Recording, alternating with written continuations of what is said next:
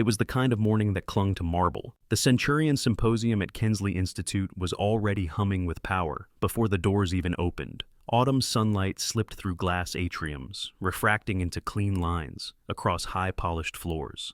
Everything gleamed. The brass railing, the obsidian tiles, even the chrome nameplates that lined the guest panels like a battlefield of intellect. Only 312 attendees had been approved. Each one had gone through 3 layers of vetting, background checks and invitations, hand-sealed with platinum ink, a dean from Oxford, a Nobel Prize committee advisor, a prodigy from Caltech, a senator's son researching AI in diplomacy, and the keynote, Dr. Lucian Vaughan, freshly minted as the face of the Global Climate Prediction Initiative. No one noticed the woman who slipped in through the staff corridor near the Eastern Service stairwell. Her name was Arielle Vaughan. She wore no badge. And she didn't need one. She moved like someone used to being ignored, not with fear, but with practiced stillness.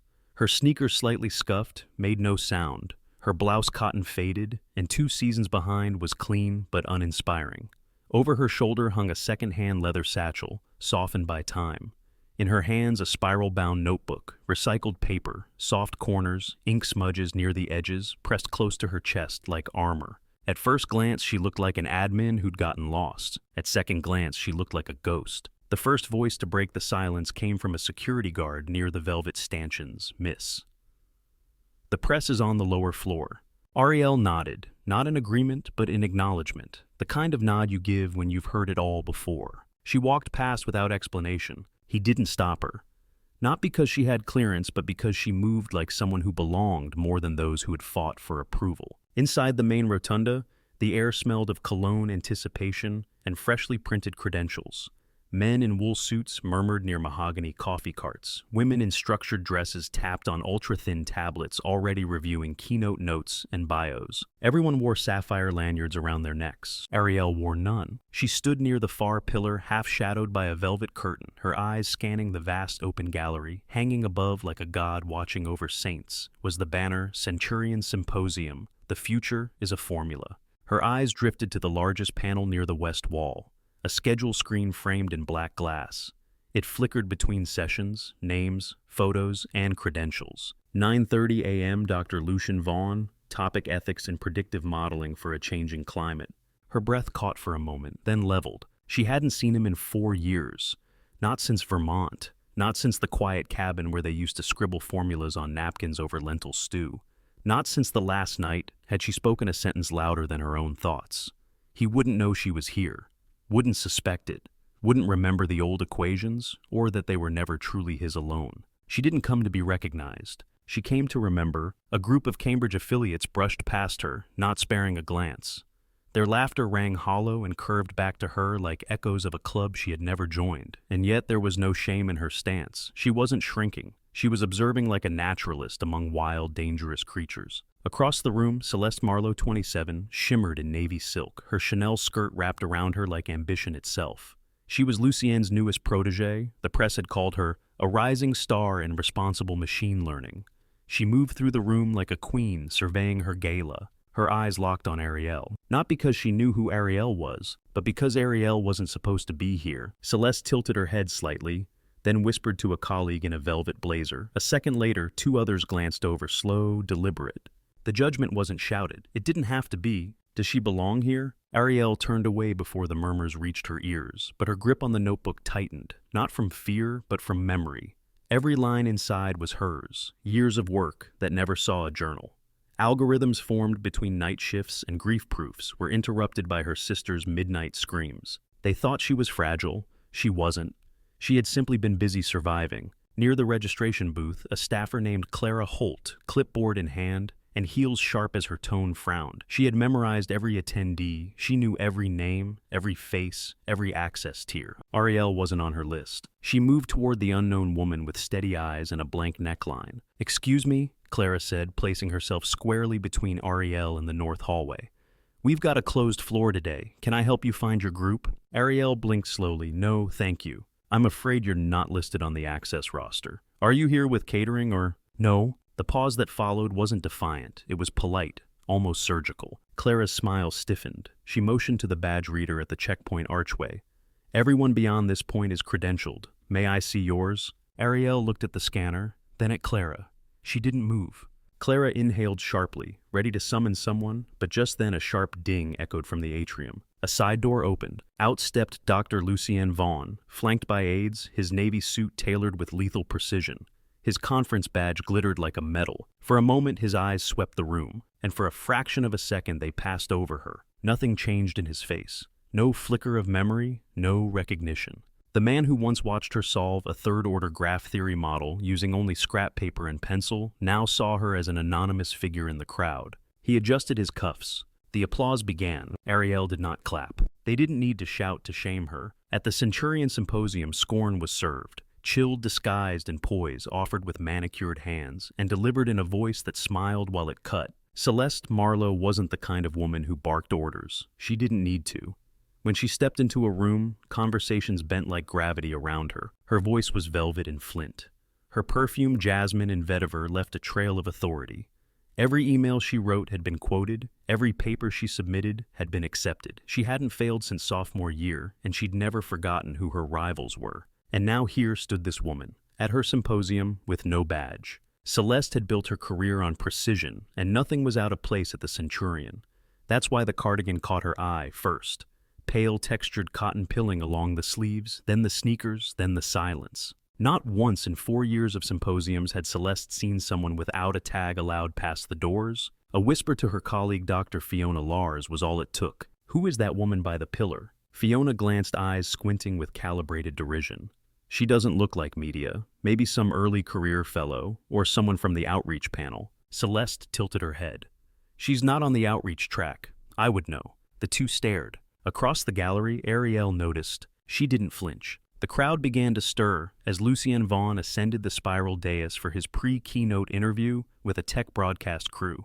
His image was magnified on the suspended LED board. Hair perfectly combed, voice like a soft-spoken thunderclap.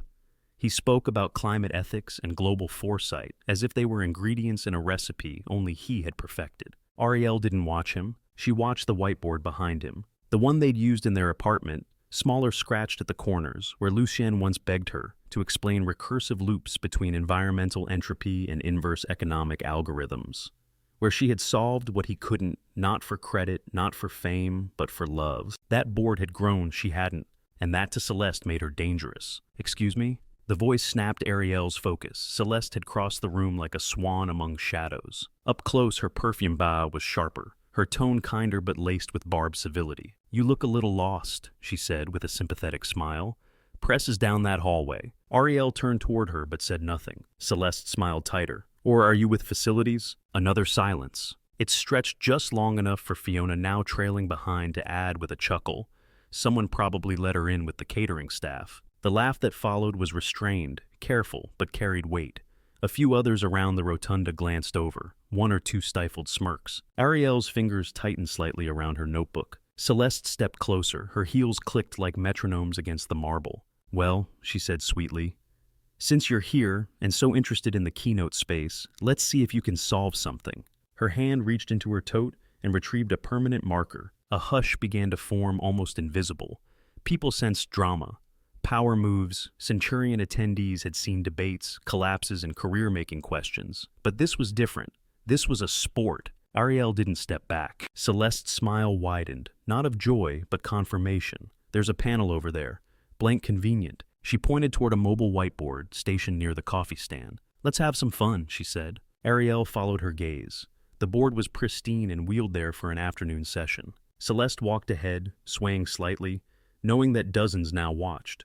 "This," she said, uncapping the marker, "is a basic matrix inversion." She wrote an equation already complicated. "But let's spice it up, shall we?" She began to layer complexity, cross-function constraints, entropy values, and third-level derivatives. The math slithered across the board like a dare. Some in the crowd began to recognize it, an unsolved variant from a published research challenge issued last year, a puzzle with a prize. One attendee leaned in and whispered, "Is she actually going to make her solve that?" Celeste turned to Ariel and held out the marker. "If you're not lost, if you're not here by accident, then solve this," she said. Her voice still smooth, still surgical. "We'll wait." Ariel stared at the marker. Her notebook remained pressed against her chest. Another woman, a fellow from Zurich, smirked. "She's shaking." "She's not going to take it," muttered another. Celeste added almost softly, If you can't solve it before the tea break ends, I'll have to ask security to escort you out. Nothing personal. The silence thickened. Clara Holt, clipboard still in hand, hovered at the edge, waiting for the outcome. Lucien, now behind the dais, caught the subtle stillness growing in the crowd and looked over. His gaze landed briefly on the board. Then the woman, then her face. He blinked once, his brow creased. Ariel stepped forward. Her sneakers made a quiet, almost imperceptible sound. She took the marker. Celeste smiled. But it wasn't victory in her smile. It was curiosity. And beneath that, something else. Doubt. Ariel turned to the board. Then she began. The first stroke was almost silent. You could hear it, only if you were close enough. The squeak of marker tip against the board, deliberate and unhurried. The way her fingers held the marker steady low, on the shaft thumb wrapped just so, not the way a nervous novice grips it, but the way an artisan uses her tool. The crowd leaned in and held breath behind crystal flutes and conference brochures. No one blinked. Celeste Marlowe's smile remained in place, but her eyes narrowed. A glimmer of calculation behind her lashes. She had assumed this would be brief.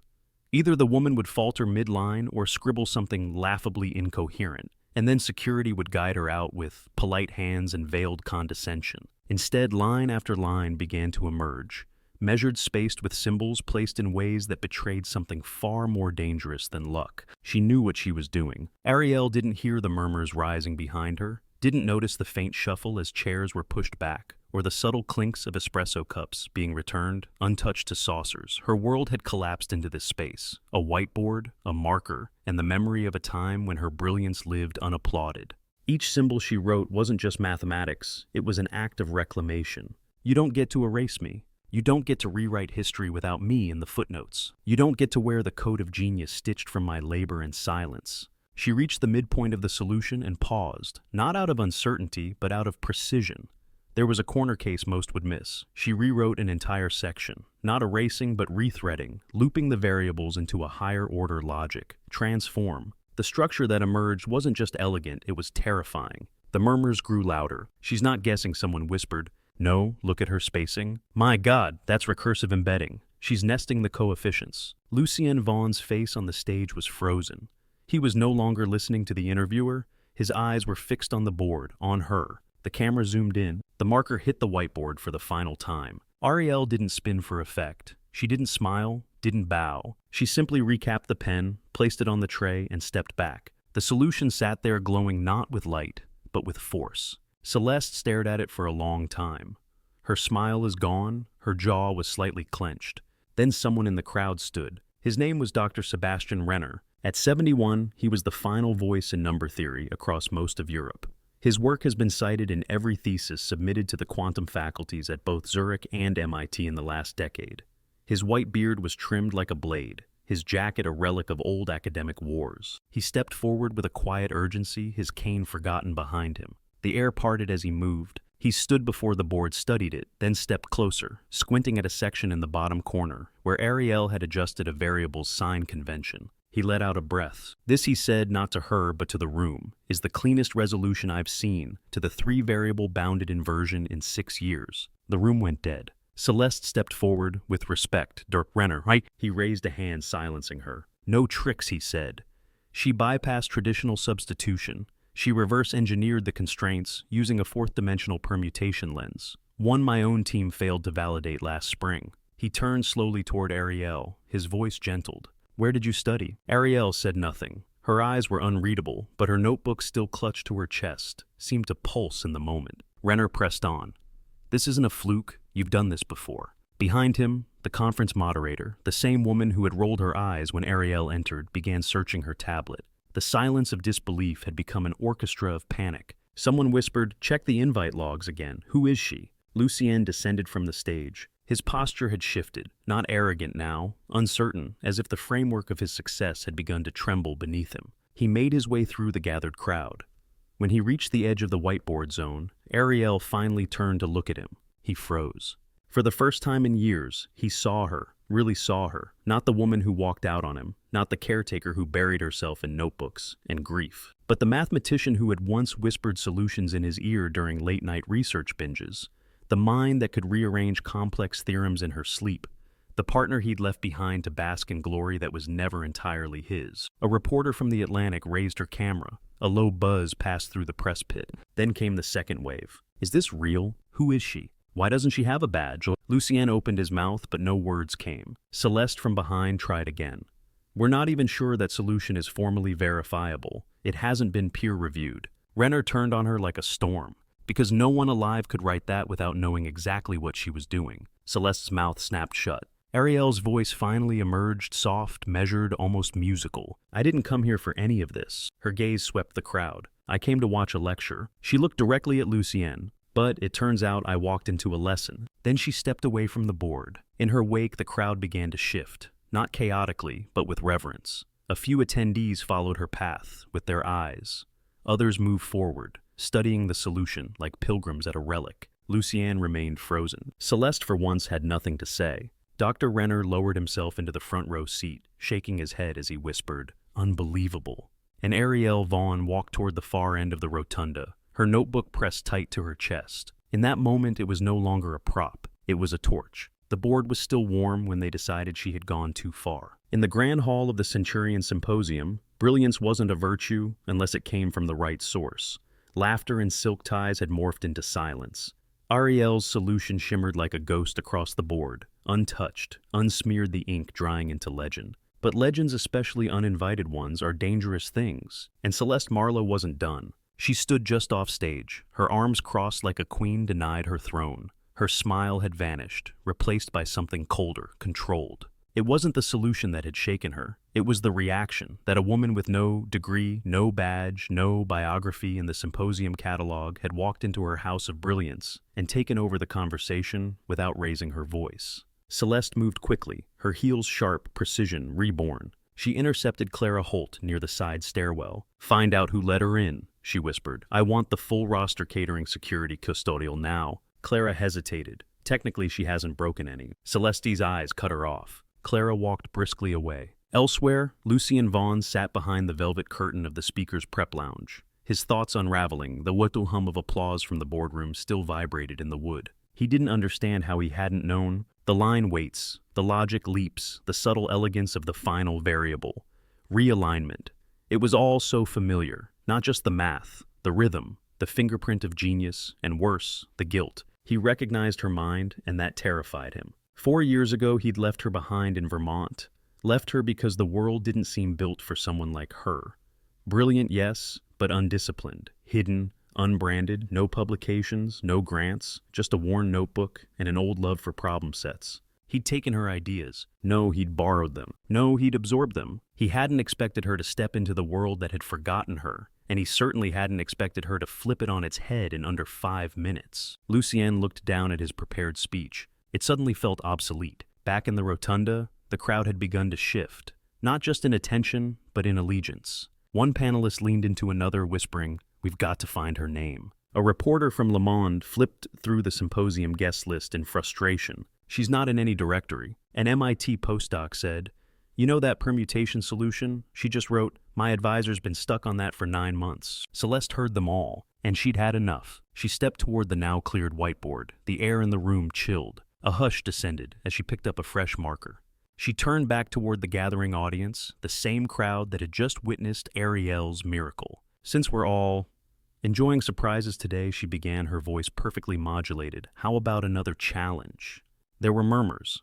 A few heads tilted. Someone clapped softly, but most just watched. Celeste wrote quickly, not elegantly like Ariel had, but confidently. A complex lattice of modular arithmetic, combined with a layered constraint model, is used in quantum prediction, brutal, unyielding. Then she turned around and said it. "I invite the mystery guest to solve this one right now, on camera, in front of all of us." A stir, and then silence. Ariel, still standing off to the side, notebook in hand, slowly turned her head. Celeste tilted hers mock thoughtful. Unless the earlier solution was, shall we say, a borrowed performance.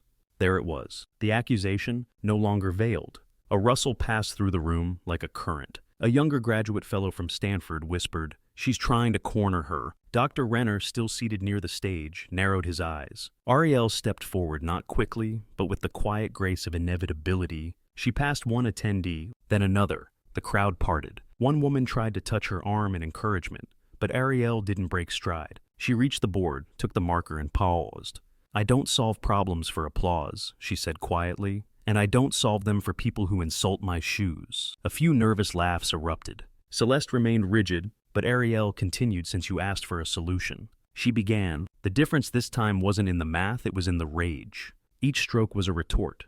Each symbol is a rebuke. The board didn't just come alive, it erupted. She didn't just solve the puzzle, she redefined its boundaries. Where Celeste had placed limitations, Ariel created new paths. She didn't erase, she redirected.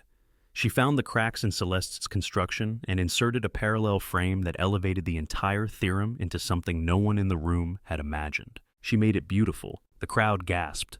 Even the camera operator from a tech live stream whispered, "Zoom in, zoom all the way in." A few in the audience had started filming on their phones. Clara Holt returned, panicked, whispering something in Celeste's ear. Celeste didn't blink. Her eyes were locked on the board. And then it was done. Ariel placed the marker on the tray, turned, and walked away. The whiteboard glowed behind her like a rebellion carved in ink. Somewhere in the silence, applause forgot how to start. The board stood like a monument now, not just of mathematical genius, but of uninvited mastery. Ariel's second solution had achieved something rarer than praise. It terrified them, because it couldn't be dismissed. Not as a fluke, not as stolen, not as lucky. This was repetition with refinement. The elite knew that when someone solves a problem, once it's impressive. When they do it again better under pressure, that's genius. And genius should have a badge. Should be wearing Ferragamo pumps, should have a keynote time slot and a sponsorship ribbon, not sneakers and a spiral-bound notebook held together with Scotch tape. A whisper bloomed in the crowd. "Who is she? Did she say her name?" I heard Lucien knows her. At the far end of the gallery, Lucien Vaughn stood frozen back against the polished stone pillar. His lips were slightly parted, his eyes were locked on Ariel. Not with anger, not even regret. With fear, because she hadn't just solved Celeste's challenge. She had anticipated it. That model, that specific lattice of constraints, was something he had once drafted and discarded late at night in their cabin. She had seen it in his notes, had laughed gently when he'd called it elegant but impractical. She hadn't just recognized the problem. She had rewritten its limits, which meant she remembered everything. Celeste Marlowe stood still, her confidence bleeding at the edges. Around her, the hum of shifting power grew louder. For the first time, the press didn't follow her. They followed her opponent. Ariel didn't gloat. She didn't bow. She didn't smile for the cameras. She retrieved her notebook and began walking toward the corridor exit. And that's when Dr. Sebastian Renner stood again. "I would like to speak with you," he said, voice clear, reverent. Ariel paused, not out of ego, but out of decency. Renner walked forward slowly, passing the sea of rising attendees. As he reached her, he didn't reach out to shake her hand. He reached for her notebook. "May I?" he asked. She hesitated, then handed it over. He opened it. Pages of formulas spilled forward, margin notes, layered models, hand-drawn graphs and comments. Entire theorems are theorized, debunked, and rebuilt by a mind working alone. The audience watched him flip each page. His breath caught. "This is years of work," he murmured. A younger researcher whispered, "She's a rogue scholar." A Cambridge professor murmured, "No, she's the scholar." The moderator of the event stepped forward, clutching a clipboard, her voice shaky. "We'd like to formally recognize this attendee," she said, trying to catch up to the moment. A pause. "What name should we enter into the record?" Ariel looked at her. Then she looked at Lucien. He flinched. "My name is Ariel Vaughn," she said. The name hit the air like thunder. Everyone turned. Lucien's face drained. And that's when a reporter from the Wall Street Journal whispered aloud what many had started to suspect. "She's his wife." The reaction was seismic. In seconds, whispers turned into stares. Phones came up. Notes were taken. Old files pulled. A name that had never shown up in publication. Credits suddenly began echoing like a ghost through academic memory. Lucien Vaughn's ex-wife, the woman he'd never spoken of, the one the journals never cited, even when half his foundational papers mentioned anonymous collaboration in footnotes, the one who disappeared from public view just as his career launched like a rocket. Now, she had returned, and she had rewritten everything. Celeste turned to Lucien, her voice low and venomous. "You didn't tell me?" Lucien couldn't respond. He stared at Ariel as if watching a ghost reclaim her body. Behind him, a tech journalist pulled up an archived image, an old photo from a Vermont cabin blog. Two figures, one blurry, one unmistakably Ariel. She had never truly been gone, just unwritten. Dr. Renner handed her notebook back carefully, like he was returning scripture. You've done enough to keynote this entire event. She shook her head. I didn't come to take anyone's place. He smiled gently. You didn't. They just realized how wrong they were to fill it without you. The whiteboard remained untouched. No one dared erase it. As Ariel stepped back into the light of the atrium hallway, she didn't rush. She moved with grace. And the crowd parted. It was supposed to be Lucian Vaughn's hour. For months, his keynote had been billed as the pinnacle of the Centurion Symposium, the crescendo to 3 days of academic brilliance, the future of recursive intelligence, structural forecasting. Beyond 2050 read the sleek title card projected on the overhead LED screen. Attendees had flown in from Tokyo, Berlin, and Cape Town just to see him speak. But now, no one was watching the stage. They were watching the woman with no badge now walking slowly toward the exit with a notebook in her arms and silence behind her like a trailing storm. Lucien sat behind the velvet podium curtain, still holding his cue cards in one hand. Useless now, his fingers twitched, sweat gathered at his collar. He wasn't sure what terrified him more, the truth or the truth with witnesses. A young assistant with a headset peeked in. They're ready, Mr. Vaughn, she whispered. He nodded. But inside he wasn't ready at all. Backstage, Celeste Marlowe paced like a panther in Louboutin heels. Her carefully managed world had crumbled in 17 minutes. She wasn't angry at Ariel's mind. She was angry at what it represented in intelligence the system hadn't filtered, hadn't vetted, hadn't approved. A genius that bloomed without permission. The worst part? The crowd loved her. Celeste watched them buzz in their seats, eyes glowing not for the schedule ahead, but the scandal behind it. She picked up her tablet and pulled up her private chat thread with the symposium board chair. One message: you promised this keynote would anchor funding. We're hemorrhaging control. Her thumbs hovered over the screen. She had to regain momentum. She had to bury the narrative. The auditorium lights dimmed. The moderator's voice echoed into the space, thin and too rehearsed. Ladies and gentlemen, it's my honor to welcome our keynote speaker, the award-winning architect of predictive logic, Mr. Lucien Vaughn. A light applause, not thunderous, not disinterested, just unsettled. Lucien stepped onto the stage. Spotlight caught the sweat on his brow. The usual confidence, the poised, polished energy that defined his reputation was missing. He stood at the podium and looked into the sea of eyes, and he saw none of them looking back with admiration. They were waiting for the lie, waiting to see what he'd say, now that the woman behind his legacy had walked the floor. He cleared his throat. This talk was meant to explore the future. He paused. But I think the future came early. A few chuckles, nervous. He tried again. For those who don't know, earlier today, an individual named Ariel Vaughn, yes, my ex-wife, presented 2 solutions to problems that have challenged academic communities for years. His voice cracked slightly. He swallowed it. I could stand here and try to pretend that was unexpected, that I was shocked, but I'd be lying. Silence. Even Celeste paused backstage. Lucien looked down at his hands. Many of you know me as a contributor to recursive intelligence modeling. What you don't know is that most of the core algorithms in my earliest publications were collaborations. He looked up. With her, the gasp was real. He stepped from behind the podium. She wasn't listed because she wasn't part of a faculty. She wasn't cited because she didn't want to fight for space in journals where credentials outweighed clarity. She never asked for recognition. She just wrote. He exhaled. She wrote solutions in the margins of unpaid bills. She wrote models between shifts at the diner. She wrote because the equations were the only place she could be herself. Now the silence wasn't just stunned, it was reverent. From the back of the room, someone stood. Dr. Renner. She didn't just write, she led, he said. Another voice joined, a young professor from Kyoto. That model she solved, it connects to our national transit forecast system. We've been trying to stabilize it for 2 fiscal years. A third voice from an industry CEO near the front. Where is she? Can she consult? Lucien tried to speak, but the crowd had already risen. Not to leave, but to find her. Back in the atrium, Ariel was sitting on a bench beneath a wall of vertical gardens, sipping tea from a paper cup. Her notebook lay beside her, not opened, not displayed, just there, like an old friend who had heard too much. She didn't hear the footsteps at first, but she felt the shift. Dozens of attendees, professors, researchers, even students had followed her. Some stood awkwardly nearby. Some whispered. Some simply stared. Ariel looked up, blinking. I'm not speaking, she said softly. I didn't come here to speak. A woman stepped forward, elderly cane in hand. You don't have to, she said, because you already did. In that moment, the entire forum cracked. Not from fury, but from respect. The notebook beside Ariel wasn't a threat anymore. It was a blueprint for humility, for truth, for justice. The fall began with silence. Not a dramatic scandal, not a headline drop, just the subtle disappearance of power. One by one, the badges began to vanish, not physically, but in purpose. Celeste Marlowe's badge no longer opened the control room. Clara Holt's credentials were under review.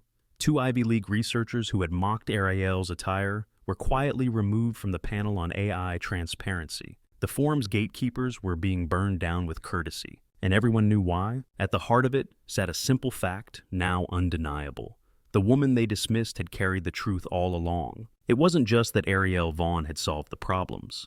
It was that she had never needed their permission to belong. And for that, the walls of academia had no defense. Behind the velvet doors of the symposium's boardroom, chaos swirled.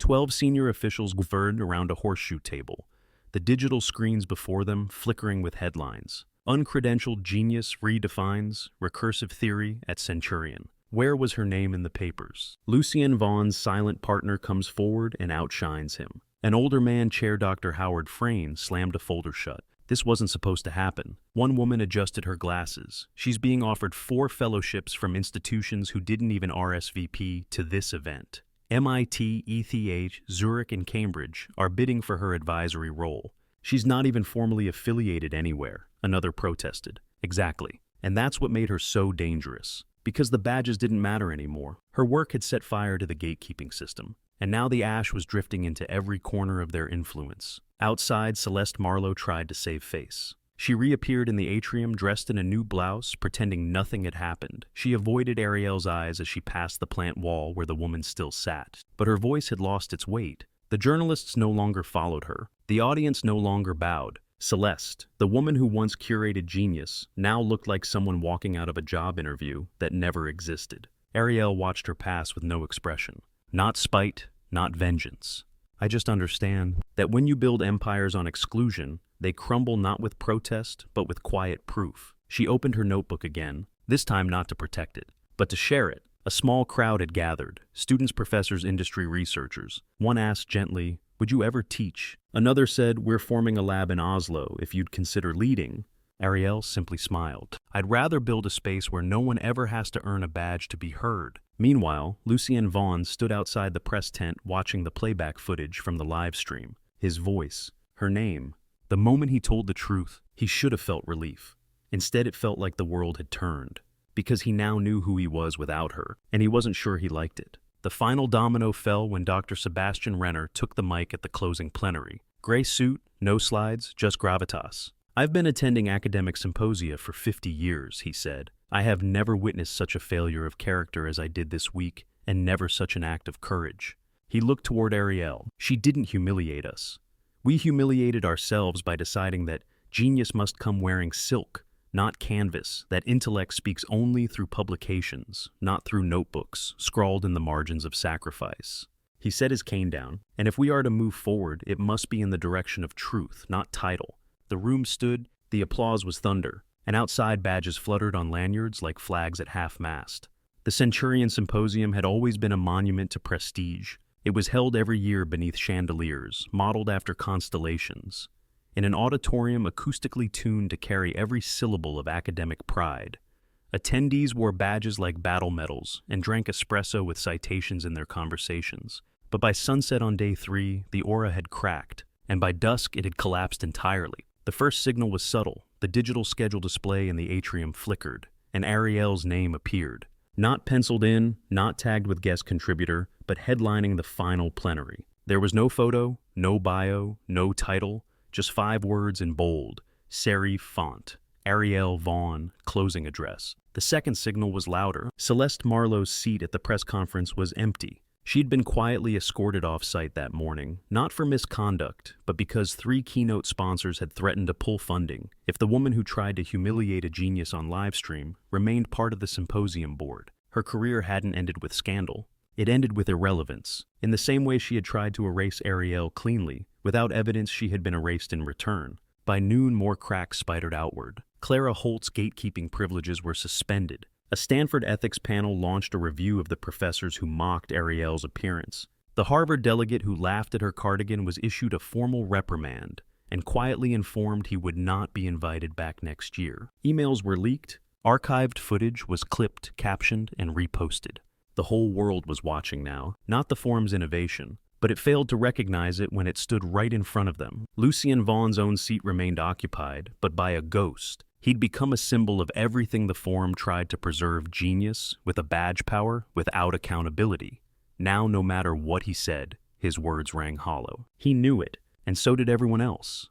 Back in the green room, Ariel stood quietly near the curtain. She wasn't dressed differently, still canvas shoes, still the same notebook. But something had shifted. She was no longer invisible. She was inevitable. A stagehand asked if she needed notes. She shook her head. Another offered her a clicker for the slideshow. She declined. "I only need 5 minutes," she said.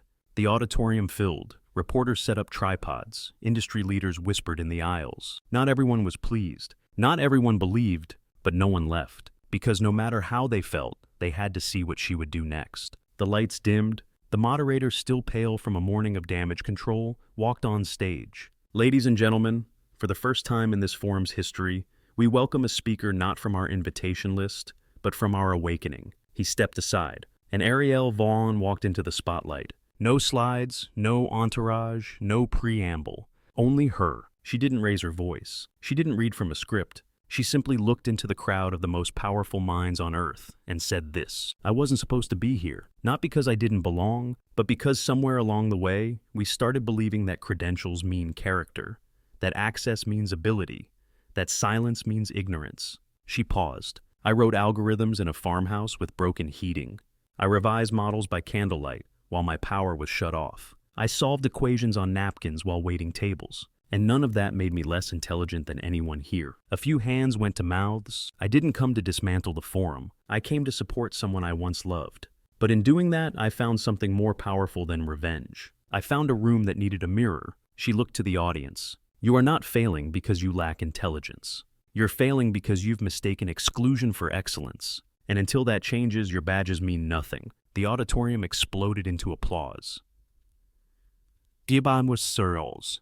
Not polite, not formal. Raw, reluctant, real. Some stood slowly, some clapped with guilt in their palms. But they stood because in that moment they didn't see a woman without credentials. They saw the future. Somewhere above the thunder of applause, a door closed.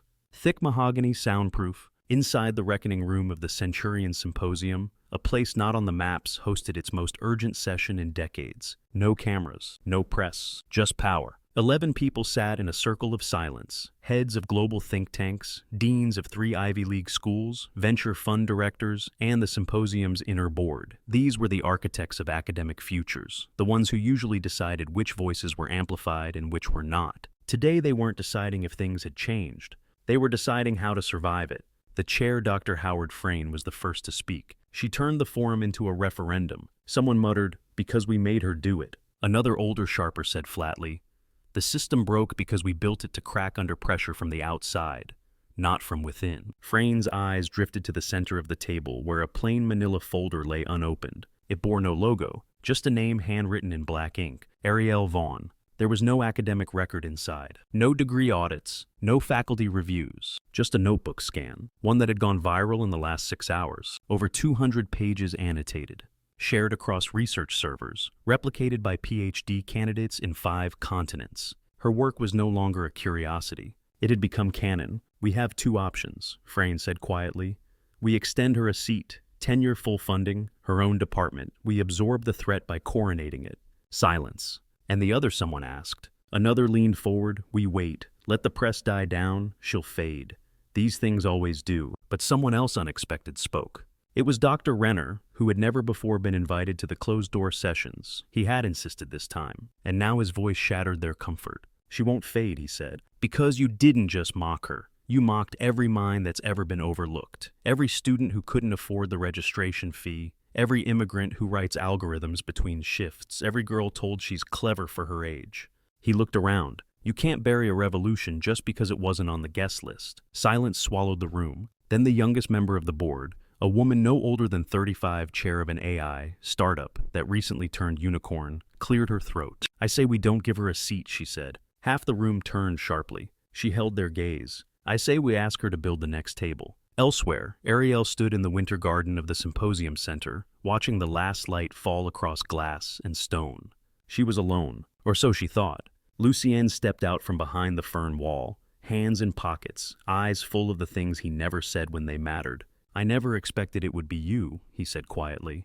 Ariel didn't turn, "But you knew it could have been." He swallowed. "I didn't think the world would listen." She turned then. "No, Lucien, you didn't think the world should." Silence. He offered her a single sheet of paper, a letter, signed by all 11 board members. An offer for chair of the new Independent Center for Uncredentialed Innovation, fully funded, globally affiliated, with the power to invite whomever she wished. Her own lab, her own team, her own rules. Ariel took the letter, read it, folded it once cleanly, and handed it back. "I'll consider it," she said, "but only if you understand. I won't be bringing badges, I'll be bringing notebooks." Lucien looked at her. "You always were the real keynote." She gave a small smile. "No, I was the one who brought the chalk. It started with a post, not from a university, not from a lab, not from a sponsor. It was just an image, a single photo of a worn spiral-bound notebook resting on a wooden desk. Beside it, a hand, not posed, not manicured, just steady. The caption read, "You don't need a badge to write the truth. You just need a pencil that won't quit." It was shared 2-3 million times in the first 12 hours. Within 48, it was printed in the New York Times Sunday edition front page. By the end of the week, Ariel Vaughn had become a symbol not of genius, but of undeniable integrity. Not because she demanded anything, but because she walked into a room meant to crush her, carrying nothing but quiet conviction and a notebook full of forgotten brilliance. She accepted the offer, but not the throne. Instead of taking the ivory tower seat at the Independent Center for Uncredentialed Innovation, she designed a mobile institute, one that traveled to underserved communities where kids solved equations on cracked chalkboards, where adults wrote code on borrowed devices, where talent existed without translation. She named it the Unwritten Institute. Its first campus was a renovated post office in her hometown. The second, a repurposed chapel in Nairobi. The third, a shipping container lab in a barrio outside Bogota. And as for the Centurion Symposium, it changed, but not easily. The next year, they removed badge requirements. They cut registration fees by 80%. And for the first time, the keynote wasn't delivered by a tenured professor. It was delivered by a 19-year-old refugee from Aleppo who had designed a neural net to detect landmines using recycled smartphones. She stood on the same stage where Ariel had once walked. Canvas shoes, worn notebook, and applause so loud it felt like a storm breaking history. Lucien Vaughn stepped away from academia 6 months later. He published a memoir titled The Theory of Her. In it, he didn't try to reclaim credit. He simply wrote, "There are minds that will never wait to be invited. They arrive with nothing but silence and leave with everything rewritten." He donated all profits to the Unwritten Institute. Celeste Marlowe faded from public life. The last anyone heard, she was teaching rhetoric to second-year undergrads in a small liberal arts school. No press, no panels, just chalk and time. Her final public statement was a letter posted to a private blog. "The worst mistake I ever made wasn't doubting her intelligence. It was fearing what it would cost me to admit she had it." As for Ariel, she never returned to the symposium, but her presence never left. Each year, new attendees still find that whiteboard tucked into a quiet hallway, untouched, preserved behind glass. Her name isn't beneath it, just a brass plate with 6 words. "Truth writes itself with or without you." And the world changed, not because she made it, but because she reminded it who it was forgetting.